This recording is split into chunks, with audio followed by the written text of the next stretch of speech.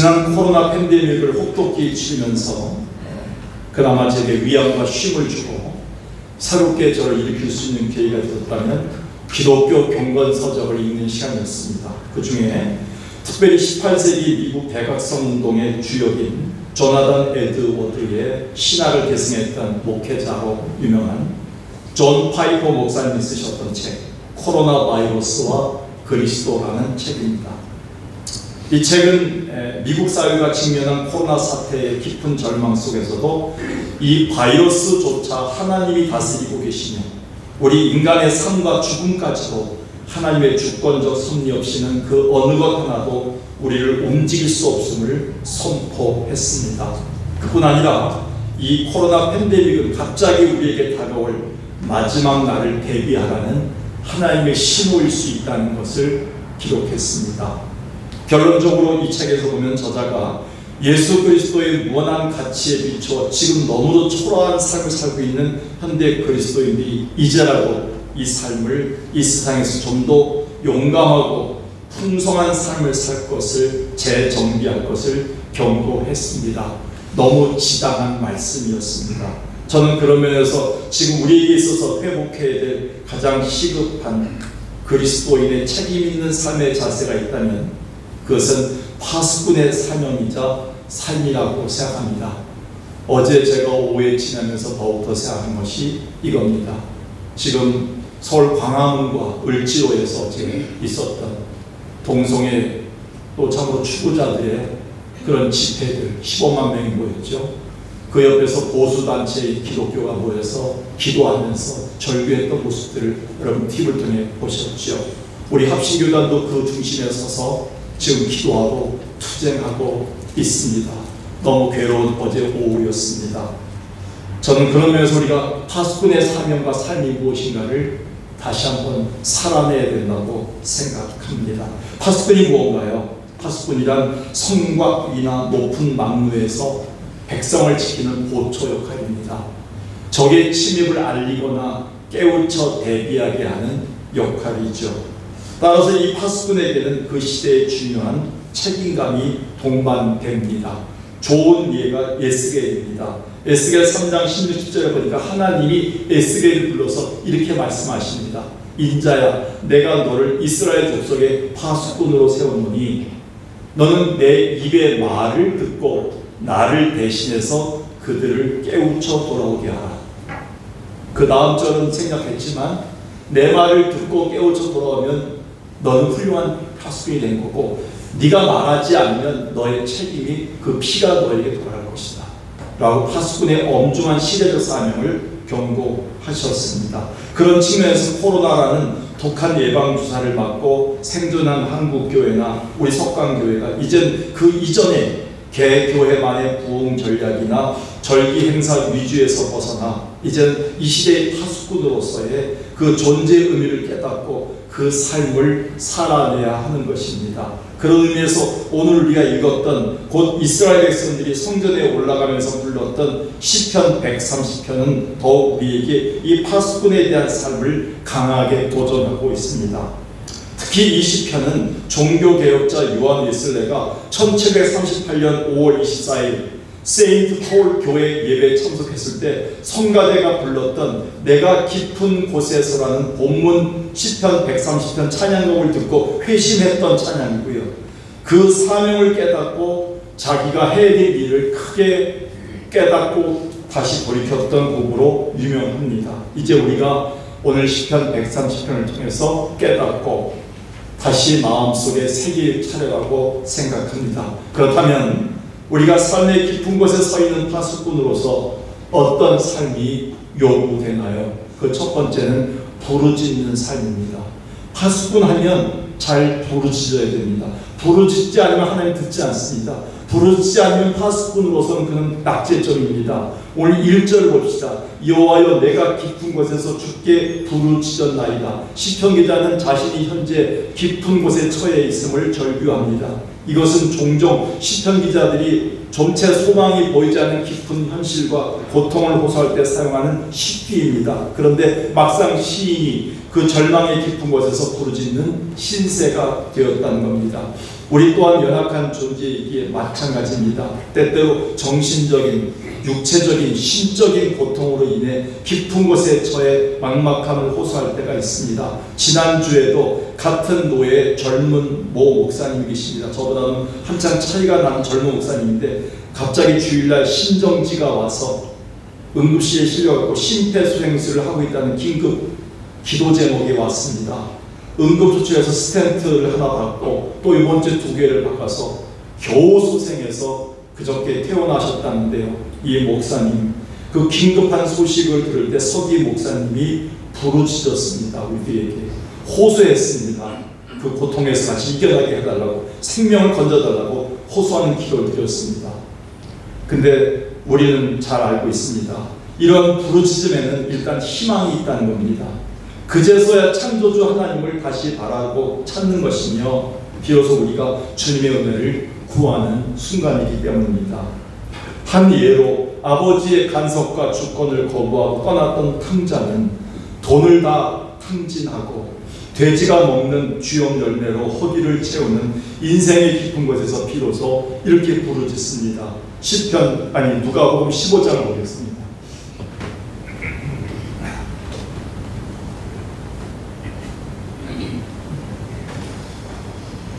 아들이 이르되 아버지, 내가 하늘과 아버지께 죄를 지었사오니 지금부터는 아버지의 아들이야 일컬음을 감당하지 못하겠나이다. 근데 놀랍게도 탕자는 이 부르짖음이 돌아오는 소망이 됐고요, 결국 다시 아버지의 아들로 받아들여지는 귀한 구원의 은혜를 받습니다. 그의 부르짖음은 소망이 있는 희망적 죄인의 부르짖음이었습니다. 또한 인간의 잔꾀와 술수로 살았던 야곱이 야복 나루에서 천사와 씨름할 때 하나님이 그의 허벅지 관절뼈를 골절시키지 않습니까? 그제서야 야곱은 깨닫고 이렇게 부르짖습니다. 25절 보니까 자기는 여기서 천사입니다. 천사가 야곱을 이기지 못함을 보고 그가 야곱의 허벅지 관절을 치매 야곱의 허벅지 관절이 그 사람과 씨름할 때 어긋났더라. 그가 이르되 날이 새려하니 나로 가게 하라. 야곱이 이르되 당신이 내게 축복하지 아니하면 가게 하지 아니하겠나이다. 자기 인생의 허벅지 관절이 부서지는 순간에 그는 천사의 바지가랑이를 붙잡습니다. 나를 축복하지 않으면 나는 살아갈 수 없습니다. 당신이 나를 도와주지 않으면 살아갈 수 없습니다. 그제서야 하나님 앞에 부르짖기 시작한 겁니다. 이게 인생이 달라진 것, 이스라엘로 변한 겁니다. 명심하십시오. 참으로 그러면서 이 땅에서의 파수꾼의 삶이란 무엇보다 자식뿐 아니라 이 세상 앞에서 부르짖는 삶이 아닐까요? 그래서 고 박윤선 목사님은 이것을 그리스도인들이 이 땅에서 가져야 할 사생결단의 기도이다, 그리고 애끓는 애통의 삶이다 라고 말씀하셨습니다. 그러면서 누가복음 18장 이 구절을 우리에게 제시하셨습니다. 하물며 하나님께서 그 밤낮 부르짖는 택하신 자들의 원한을 풀어주지 아니하시겠느냐, 그들에게 오래 참으시겠느냐. 여러분, 하나님은 우리의 부르짖음에 귀를 기울이시는 분이십니다. 명심하셔야 됩니다. 앞서 소개했던 존 파이퍼 목사님의 말씀처럼 지금 이 세상을 통치하시는 하나님의 주권을 우리가 믿는다면 지금 우리가 처한 이 기쁨의 세상은 더 이상 저주나 고통의 장소가 아닙니다. 우리가 파수꾼으로 소망을 부르짖는 그 거룩한 처소가 될 것입니다. 그래서 역대하 7장에서 하나님은 이렇게 약속해 주십니다. 혹 내가 하늘을 닫고 비를 내리지 않거나 혹은 메뚜기들에게 토산을 먹게 하거나 혹 전염병이 내 백성 가운데 유행하게 할 때 너희는 절망하거나 무너지지 말라.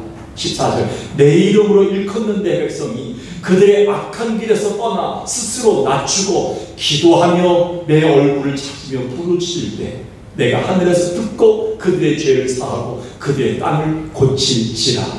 그래서 15절에 이렇게 약속하였습니다. 이제 이곳에서 하는 너희의 기도와 찬양과 그 예배 가운데 부르짖음은 내가 눈을 들고 귀를 기울인 것이다. 여러분, 오늘 이곳에 오신 것은 희망이 있다는 거예요. 이곳에서 찬양할 수 있고 기도할 수 있고 그리고 하나님의 말씀을 유치할 수 있는 것은 여러분 소망이 아직도 있다는 거예요. 여러분, 좋은 파수꾼이 누굽니까? 좋은 부모된 파수꾼이 누굽니까? 좋은 부모된 목사의 파수꾼이 뭡니까? 좋은 파수꾼은 잘생긴 것이 아닙니다. 그리고 돈이 많은 것이 아닙니다.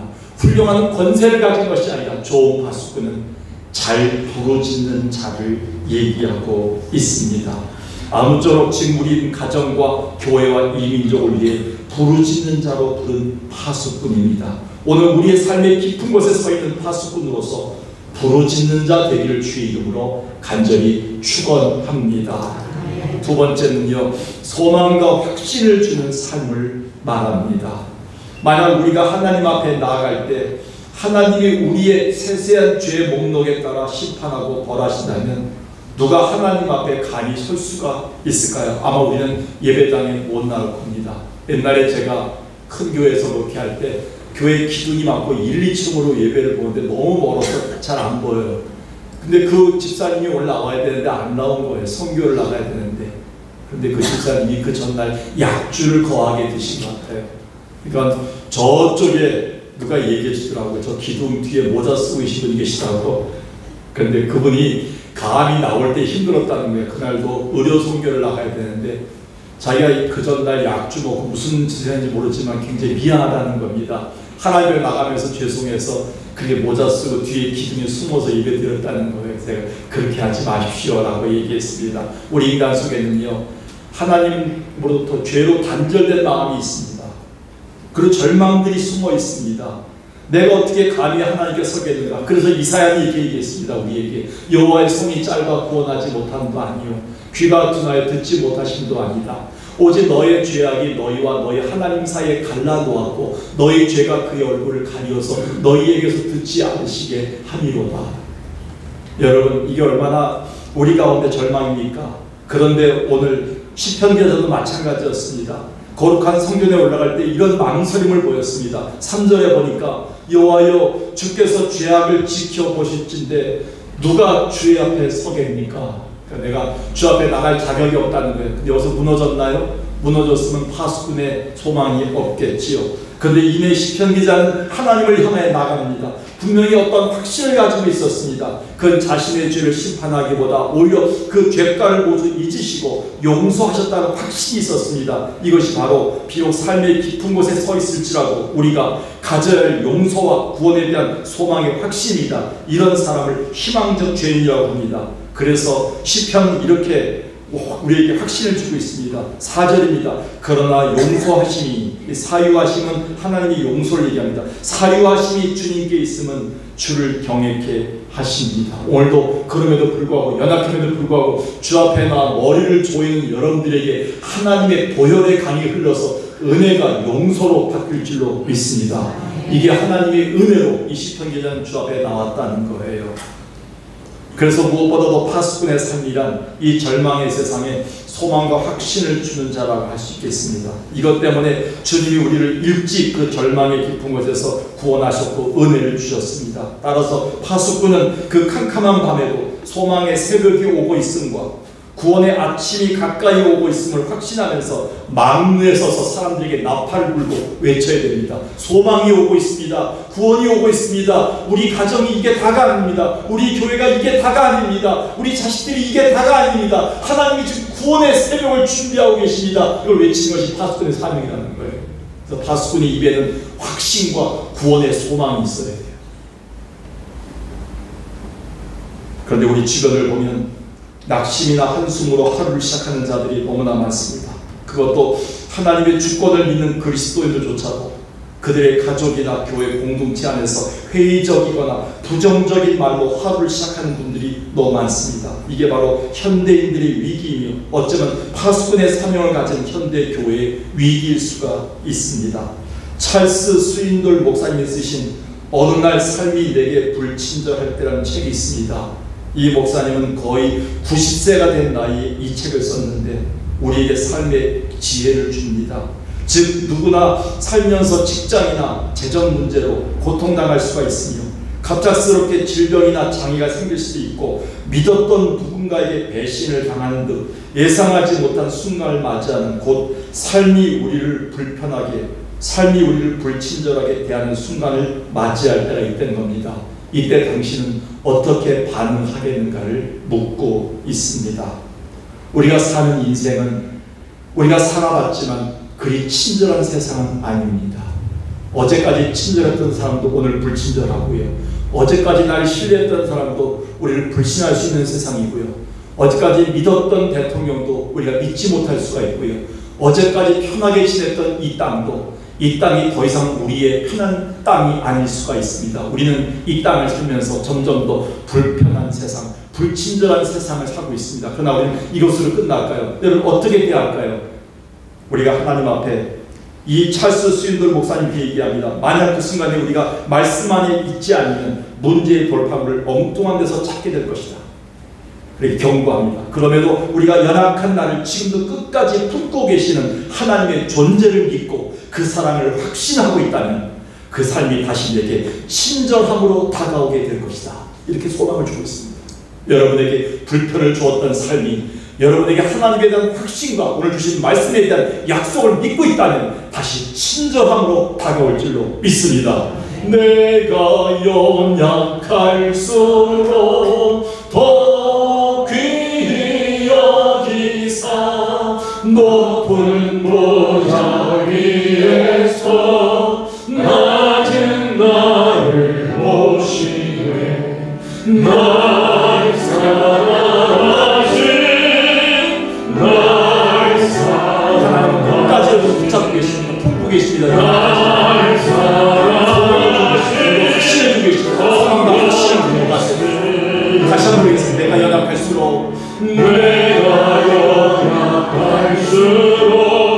더 귀히 여기사 높은 보좌 위에서 낮은 나를 보시네 누구 사랑하십니까? 날 사랑하신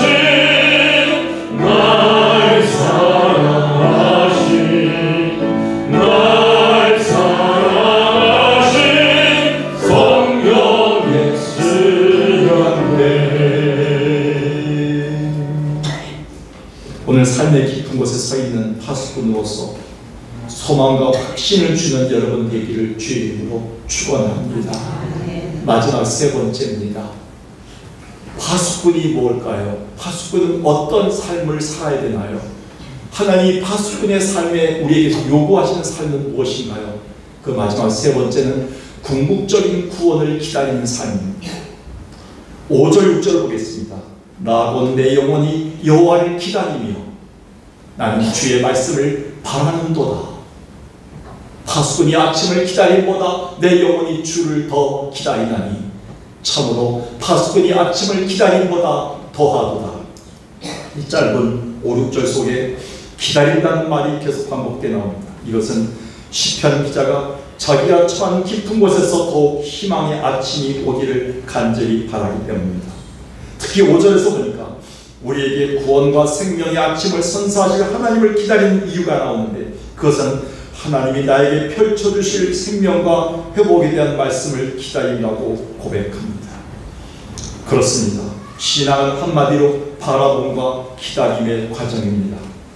파수꾼이 소망의 아침을 바라보면서 추운 밤과 어두운 순간을 이겨내듯이 우리 또한 하나님이 우리의 삶의 깊은 곳에서 건져주시고 또 새롭게 회복해 주실 것을 기다리는 것입니다. 따라서 도저히 견디기 힘든 핍박과 도피의 생활 속에 살았던 기독교 최대 암흑기 시대 2000년 전 초대교회 성도들이 가장 성령 충만했던 이유, 가장 저들의 기도가 뜨거웠던 이유, 가장 역동적인 삶을 살아냈던 그 이유는 무엇입니까? 그는 소망의 하나님이 펼쳐주실 궁극적인 구원을 기다리는 삶을 훌륭하게 살아냈기 때문입니다. 그들은 파수꾼의 삶, 궁극적인 구원을 바라보는 삶을 훌륭히 살아냈던 자들입니다. 로마서 15장 13절에서 바울은 그래서 이렇게 얘기합니다. 소망의 하나님이 살아계시다. 모든 기쁨과 평강을 믿음 안에서 너에게 충만하게 주실 분이 살아계시다. 성령의 능력으로 소망이 넘치게 하시기를 원한다. 우리 하나님이 지금 빈약한 세월을 살고 연약한 세월을 사는 것이 끝이 아니다 라고 말씀하십니다. 궁극적인 구원을 바라본다면 하나님이 풍성함으로 채우실 그 하나님이, 소망의 하나님이 지금도 다가오고 계시다. 그러면서 다윗은 누구보다도 누구보다도 민족과 세상을 향한 파수꾼의 삶을 지혜롭게 살아낸 자라고 할 수 있었습니다. 그에겐 분노보다는 기다림이 더 강했기 때문입니다. 다윗 주변에 있는 사람들은 전부 다윗을 힘들게 했어요. 분노하게 했어요. 역정하게 했어요. 무너지게 했어요. 아들까지도, 그리고 신하까지도 다윗을 무너지게 했습니다. 그럴 때 다윗이 어떻게 했나요? 혈기로 모든 것을 해결했나요? 모든 것을 분열시켰나요? 모든 사람들을 죽였나요? 그는 자기 왕권을 휘둘렀나요? 아니옵시다. 그렇지 않습니다. 시편 37편과 40편에서 다윗은 이런 신앙을 보입니다. 여호와 앞에 잠잠하고 참고 기다리라. 자기 길이 형통하며 악한 꾀를 이루는 자 때문에 불평하지 말지어다. 40편에서 이렇게 얘기합니다. 내가 여호와를 기다리고 기다렸더니 귀를 기울이사 나의 부르짖음을 들으셨도다. 여러분, 파수꾼에게서 걸림돌은 무엇인가요? 여전히 우리 안에 존재하는 곧 우리 죄로 인한 옛 성품인 혈기입니다. 자존심입니다. 그리고 교만입니다. 또한 주변 사람들의 비판과 거스리는 말들입니다. 자꾸 우리가 바라보는 것들을 막게 됩니다. 조심해야 됩니다. 다윗이 자기를 막는 것들 때문에 혈기를 부리고 교만하고 그는 모든 사람들을 죽이는 폭정을 행했다면 그는 하나님이 준비해 주신 친절한 은혜의 풍성함을 받지 못했을 것입니다. 다윗은 우리에게 계속 얘기합니다. 기다리고 기다렸더니 하나님이 구원을 베풀어 주시더라. 이것은 우리가 후손의 기약이 없는 깊은 상황 속에서도 하늘의 별처럼 많은 자손을 주신다는 하나님의 약속을 품고 기다렸던 아브라함에게서 찾을 수가 있습니다. 또한 우리는 비록 지금은 노예로 팔려온 그런 슬픈 신세이지만 11별과 해와 달이 자기에게 절하는 꿈을 한 번도 잊지 않고 끝까지 구원을 기다렸던 요셉에게서도 찾을 수가 있습니다. 그들 모두 그 기다림의 결과는 무엇입니까? 하나님의 궁극적인 구원이었습니다. 그렇습니다. 이들 모두는 그 기쁨의 상황 속에서도 궁극적인 구원을 기다리는 파수꾼으로서 삶을 훈련히 살아냈던 겁니다. 이제 우리가 그 기다려야 될 자세가 바로 파수꾼의 태도가 요구된다고 주님 말씀합니다. 그렇게 될 때 요셉이 했던 위대한 고백을 우리가 할 수 있습니다. 요셉은 이렇게 마지막 날에 고백했습니다. 기다렸던 자의 고백입니다. 하나님이 큰 구원을 그리고 계신다. 당신들의 생명을 보존하고 당신들의 후손을 세상에 두시려고 나를 당신들보다 먼저 보내셨다. 여러분, 요셉을 먼저 보냈을 때 얼마나 괴로웠나요? 얼마나 절망했나요?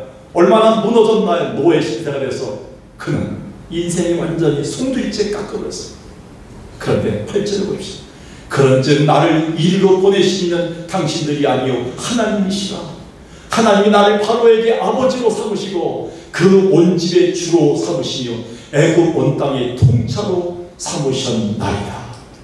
요셉이 기다리고 기다렸더니 하나님이 큰 구원을 선물로 주셔서 자기 가족과 민족을 구원하는 구원자로 하나님 쓰시지 않았습니까? 이 놀라운 위대한 고백을 할 수 있는 자는 파수꾼의 사명을 훌륭히 해낸 자들입니다. 어떤 사명? 궁극적인 구원을 끝까지 기다리는 자들만이 이 고백을 할 수 있다는 것입니다. 이렇게 파수꾼의 궁극적인 기다림의 삶은 우리에게 출애굽의 아침을 선물합니다. 포로로부터의 귀환의 아침을 선물합니다. 여리고성 정복의 아침을 선물합니다. 생명을 다시 찾는 아침을 선물합니다. 마침내 총리가 되어 오르는 아침을 선물합니다. 사실 이것은 지금처럼 코로나 팬데믹 이후에 깊은 상황 속에 빠져있는 우리가 반드시 하나님을 통해 받아야 될 회복의 선물들입니다. 그런데 이것은 막연한 꿈만이 아닙니다. 오늘 시편 기자가 우리에게 다시 확신시키는 하나님의 약속이 있기 때문입니다. 그래서 시편 기자는 그 마지막을 이렇게 장식하고 있습니다. 그 마지막 장식은 부르짖음입니다. 어떤 부르짖음입니까? 7, 8절을 보겠습니다. 이스라엘아 여호와를 바랄지어다. 여호와께서는 인자하심과 풍성한 속량이 있음이라. 그가 이스라엘을 그의 모든 죄악에서 속량하시도다. 여러분, 여기에 속량이 뭡니까? 건지신다는 거예요.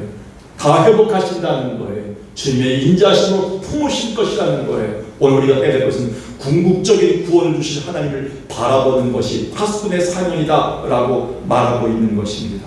오늘 여러분 삶의 깊은 곳에 처했을지라도, 오늘 삶의 깊은 곳에 서 있는 파수꾼이 될지라도 궁극적인 구원을 바라보는 자 되기를 주의 이름으로 축원합니다. 오늘 말씀을 정리합니다. 사실 지금 우리는 삶에 우리에게 불친절하고 무언가 확실한 미래가 보장되지 않는 삶의 깊은 곳에 서 있다고 해도 과언이 아닙니다. 곧 우리는 이 기쁨의 상황 한가운데 서 있다는 것이죠. 그럼에도 하나님은 우리가 이 기쁨의 삶 한가운데에서도 이 땅과 교회를 반드시 지키고 깨우치라고 파수꾼으로 부르셨습니다. 이게 코로나 팬데믹 이후에 우리가 살아내야 할 과제이며 목회해야 될 이유이고, 여러분이 직분자로 살아야 될 이유이고, 이 땅에 존재할 이유가 아닐까요? 그렇다면 우리가 삶의 깊은 곳에 서 있는 파수꾼으로서 어떤 삶이 요구되나요? 여러분의 입술로 얘기해 주세요. 세 가지를. 시작. 도로짓는 삶입니다. 소망과 확신을 주는 삶입니다. 궁극적인 구원을 기다리는 삶입니다. 오늘 삶의 깊은 곳에 서 있는 파수꾼으로서 좋은 파수꾼 부모 되시고요, 좋은 파수꾼 목회자 되시고요, 좋은 파수꾼 직분자 되시길, 그리고 부모 되시길 주의 이름으로 간절히 축원합니다.